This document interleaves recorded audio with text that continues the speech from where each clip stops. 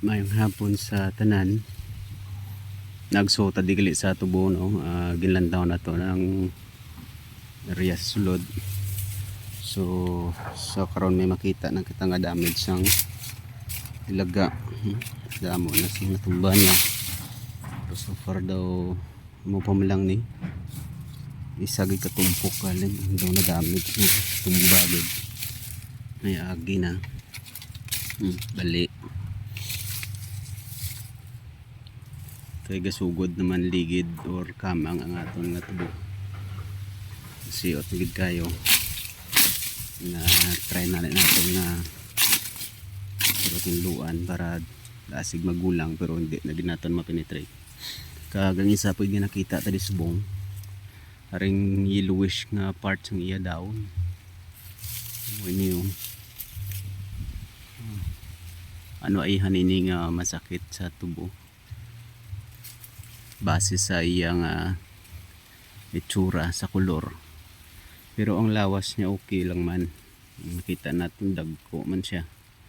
Ang isa lang gid kabagay is naga-yellowish siya tapos may mga spot part siya ari ano nagalaya ari des amopla na siyang panugod niya siguro naga-spotting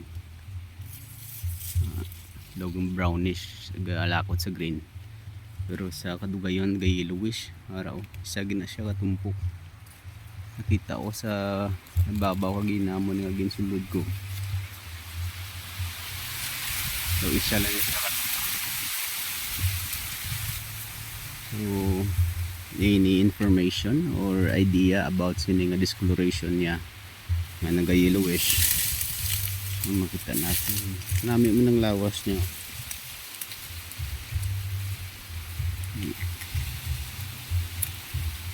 Okay lang man ang lawas niya pero amula na ang dahon niya and yellowish nga kung sa layo makita nimo daw kaagi tutdan sa dalom nga naglayong amo nang iyang pang itsura.